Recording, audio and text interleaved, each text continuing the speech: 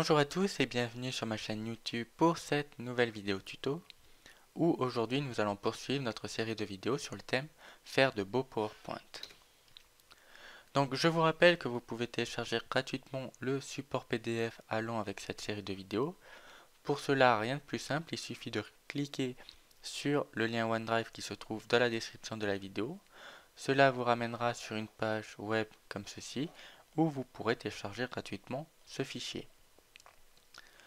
N'hésitez pas, c'est totalement gratuit et au moment où sortira cette vidéo, normalement il y aura la version 3 de ce support qui prendra en compte toute la partie transition que nous allons voir aujourd'hui.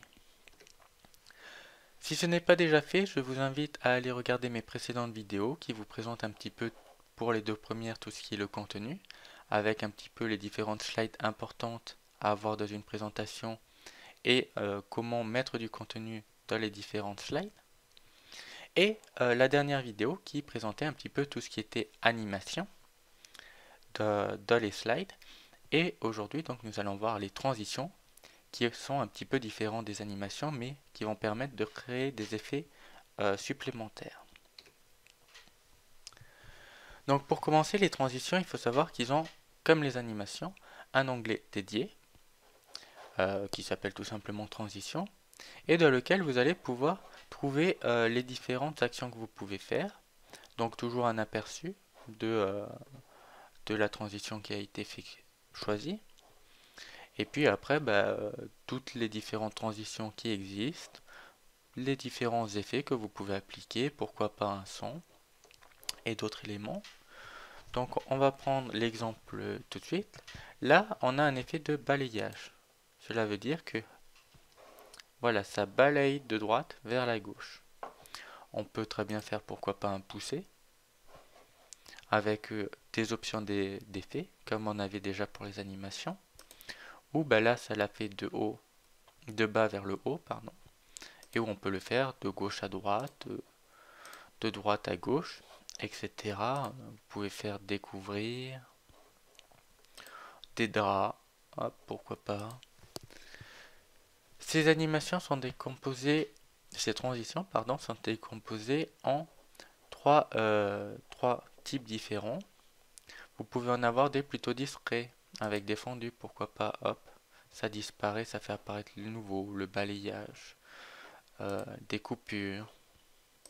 Vous pouvez avoir des un petit peu plus captivants, pourquoi pas un avion, hop, on fait un avion et on l'envoie.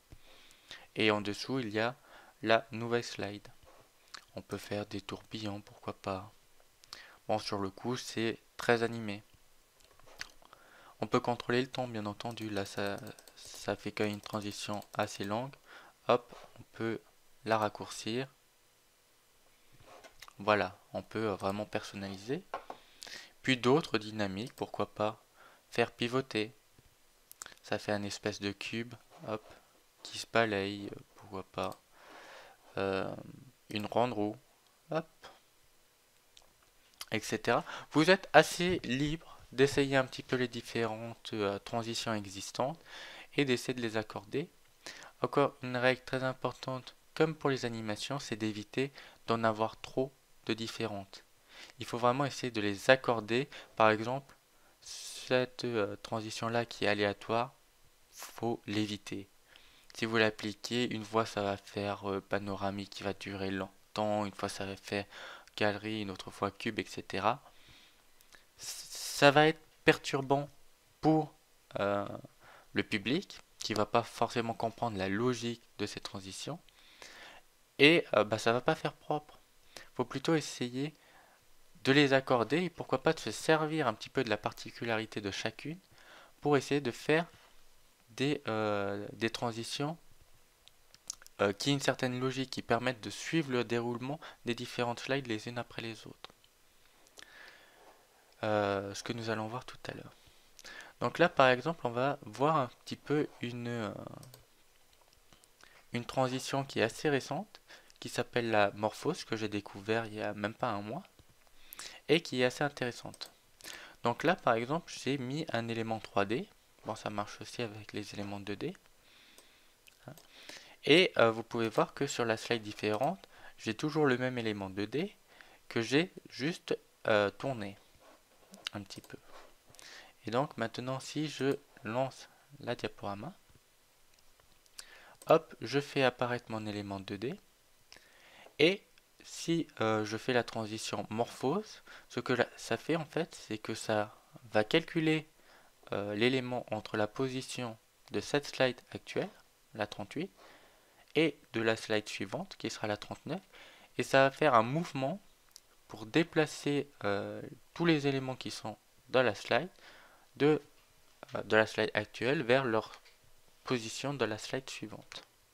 Donc on fait le test. Voilà, vous voyez, ça fait une rotation. Si vous voulez, hop, je peux vous montrer comment ça marche. Il suffit de dupliquer la diapositive. Comme ça, l'élément reste le même. Et après, je sais pas, on peut pourquoi pas le déplacer et l'arrondir. Comme ça, on a une belle tête. Et donc, si on revient là, on est à la slide 39. Hop, on passe à la slide 40. Et vous voyez que ça a tout simplement arrondi. Ça a calculé entre la position précédente et la nouvelle position. Et ça a fait une transition de l'effet morphose. Voilà. Accessoirement, je voulais rajouter comme quoi j'étais pas au courant de la précédente vidéo, je l'ai découvert ici. C'est que les éléments 3D ont certaines animations personnalisées, comme pourquoi pas le plateau rotatif qui va permettre par exemple de tourner votre élément 3D sur la slide tout simplement. Donc ceci je ne le savais pas de la précédente vidéo, mais je l'ai découvert, donc je vous en fais pas ici. Vous pouvez vous en servir. Donc voilà, maintenant on va voir un petit peu l'effet balayage que j'aime beaucoup personnellement. Et je vais vous expliquer pourquoi. Bon, il y en a d'autres qui peuvent répondre au même principe. C'est que ça va pouvoir faire un genre de nettoyage de votre slide pour pouvoir poursuivre sur la slide suivante. C'est une transition vraiment douce, vraiment propre, je trouve. C'est comme par exemple ici, on est sur une slide où il y a du contenu ici. Voilà. Une barre des tâches en bas. Cet iPhone qui se trouve sur toutes les slides. Et ici, un petit texte. Et si maintenant je fais la transition, hop, il s'est passé plusieurs choses. En très peu de temps, ça a vraiment nettoyé la slide précédente, ça a mis à jour certaines données, et ça a permis de créer les nouvelles animations pour introduire ces deux nouveaux éléments. Donc si on regarde bien, hop, on est sur la slide précédente. Première chose que ça a fait, en balayant de droite à gauche, c'est que ça a nettoyé ceci, permettant de regagner la place pour pouvoir mettre de nouveaux éléments. Deuxième chose, ça a changé le nom. Là actuellement on est dans la phase personnalisation. Hop, transition, on passe sur le titre ergonomie. Et troisième chose, ça a fait évoluer aussi la barre des tâches. Ici on peut voir que cette icône là est plus haut que les autres. Si on est sur la slide précédente, c'est l'inverse, c'est celui-là. Hop, on bascule, il y a celui-là qui prend du volume, celui-là qui est rétréci. Et donc vraiment, en 0,5 secondes, ça a vraiment fait pas mal de choses et de façon très propre. Hop, on nettoie, tout simplement comme si on balayait, d'ailleurs ça porte bien son nom du coup, la slide. Donc vous pouvez vous amuser comme ça à permettre de changer certains éléments, de nettoyer l'endroit où vous allez mettre pas mal de contenu, voire à avancer une barre des tâches. Et les éléments qui ne bougent pas, comme par exemple ici l'iPhone et puis les autres éléments de la barre des tâches, eux ne sont pas affectés. Parce que le balayage va remplacer cet élément-là par cet élément-là. Donc il n'y a aucun problème. Ah, et d'ailleurs, le numéro aussi a évolué de façon très propre, comme si ça a été tout simplement incrémenté. Voilà. Maintenant, on va voir un autre élément qu'on peut mettre en place avec les transitions, c'est de jouer avec plusieurs effets différents. Donc là, par exemple, l'idée pour mon rapport d'alternance, ça a été, comme j'avais fait appel à chaque fois au sommaire entre les différentes parties, ben, c'est qu'au moment où on repasse au sommaire et donc où on change de partie, c'était, au lieu d'avoir un balayage, c'était d'avoir une autre transition qui est la poussée. Et donc si on fait la démonstration maintenant, hop, on voit là que ça fait une poussée du bas vers le haut. Voilà. Hop, un petit balayage parce qu'on est actuellement dans la présentation de l'entreprise. Hop, encore balayage, on est toujours dans la présentation de l'entreprise. Et puis, hop, poussée vers le haut et on passe sur la deuxième partie. Après balayage, balayage, poussée vers le haut, on est à la troisième partie, etc. Vraiment, l'idée, si on revient ici, c'est d'avoir une genre d'architecture en escalier, ce qui permet en fait au public, au moment où cette transition-là va changer, au lieu que ce soit un balayage, et ben, il voit que c'est une poussée, ben, c'est de tilter qu'il y a un changement, il y a quelque chose qui se passe. Et puis, ben, dans le cadre de cette présentation, j'ai utilisé la poussée, mais il y a d'autres transitions qui peuvent faire des effets pas mal, hein, pourquoi pas la fenêtre. Donc, hop, on repasse sur cette slide là par exemple. Et hop, on fait la fenêtre. Et ça fait vraiment la partie précédente, on enlève sur la gauche par exemple ici, ou tout à l'heure vers le haut. Et on fait apparaître la nouvelle partie. Et après, on poursuit sur la nouvelle partie.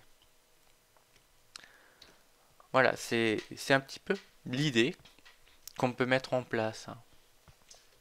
Voir pourquoi pas au moment de la conclusion, faire encore un autre type de transition assez dynamique pour réveiller pourquoi pas le public et leur dire voilà, là c'est la fin. Donc maintenant on va voir un autre style de transition que théoriquement on devrait pouvoir mettre en place, mais malheureusement dans ma version personnellement, je sais pas pourquoi ça ne marche pas. Mais bon, je tenais quand même à vous en parler parce que c'est une fonction qui a son utilité, hein, si elle marchait. C'est une fonction qui permet d'avoir une transition après une animation. Et donc on fait ce petit exemple par exemple où en fait on va venir décaler, on va venir d'abord faire disparaître la partie de gauche, on décale l'ensemble de notre chronologie et on va venir ajouter un nouvel élément. Et hop, sur clic, j'appuie. Et l'idée en fait c'est que sur clic, je vais faire disparaître ceci, faire une transition avec un décalage et faire apparaître les nouveaux éléments. Voilà. Le seul problème, c'est que là, ça ne se passe pas comme ça devrait se passer, hein. J'ai un petit peu triché, je vous l'avoue. Pour pouvoir mettre en place ceci, je vais vous expliquer pourquoi. C'est que, voilà. Ici, dans la transition, il y a le mode passer à la diapositive suivante qui est composé de deux coches manuellement. C'est la coche de base. Cela veut dire que vous passez à la diapositive suivante une fois que toutes les animations sont passées et que vous faites un clic droit. Mais il y a aussi la deuxième petite case qui est après et qui théoriquement devrait permettre de passer à la slide suivante une fois que toutes les animations sont terminées après un certain temps. Mais le problème c'est que cela ne se passe pas comme ça. Là par exemple je suis en manuel. Vous voyez, j'ai deux animations actuellement. J'ai l'animation, ça apparaît. Et si je fais un clic, j'ai l'animation, ça disparaît. Donc on peut regarder le volet d'animation. Maintenant, vous êtes familiarisé. Hop, j'apparais tout de suite. Et sur clic, eh ben, je le fais disparaître. Maintenant, le problème, c'est que si je fais après, il y a ce bug, hein, Alors vous pouvez me dire dans les commentaires si vous aussi vous avez ce bug ou si vous ça marche bien. N'oubliez pas de préciser sur quelle version d'Office vous fonctionnez. Personnellement c'est Office 365. Et donc hop, si on fait le test, vous voyez c'est apparu, c'est disparu et la transition s'est faite immédiatement. Alors que je n'ai absolument pas cliqué. Hop, je fais un marche arrière. Voilà, hop. Slide suivante, ça apparaît, ça disparaît.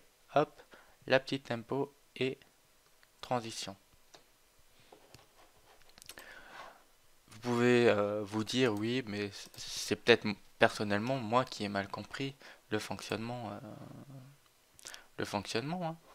Mais le truc, c'est que si on va sur le site support de Office, hein, vous voyez support.office.com, donc le site officiel, sur la page définir le minutage et la vitesse d'une transition, et qu'on va dans la partie spécifier le délai d'affichage d'une diapositive avant de passer à la suivante, c'est bien marqué ici, hein, noir sur blanc, pour que la diapositive s'affiche automatiquement, activez la case à cocher après et entrez le nombre de minutes ou secondes souhaitées. Elle se déclenchera quand se terminera la dernière animation ou un autre effet sur la diapositive.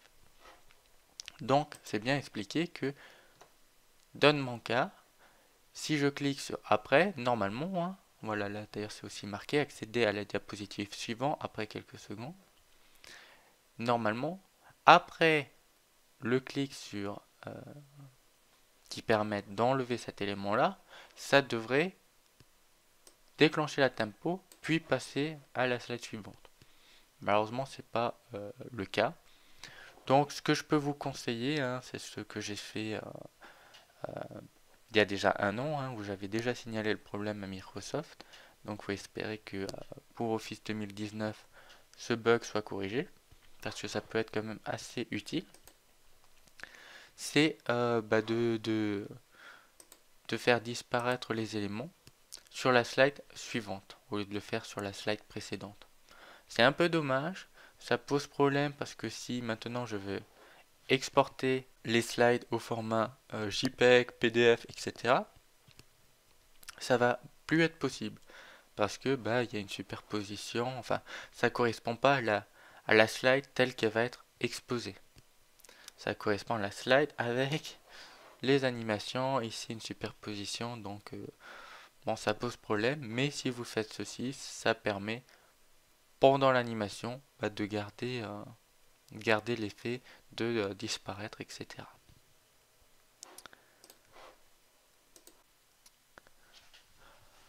Voilà, c'est tout pour aujourd'hui. J'espère que cette vidéo vous aura plu. Si c'est le cas, n'hésitez pas à lâcher un pouce bleu, à partager sur les réseaux sociaux. J'espère que vous aurez appris pas mal de choses sur les transitions et que vous pourrez vous amuser un petit peu à coupler les effets des transitions avec les effets des animations pour animer l'ensemble de vos présentations, les rendre plus attrayantes, plus fluides. Et je vous dis à très bientôt pour la suite de notre série de vidéos sur la navigation du bout des doigts. Allez, ciao!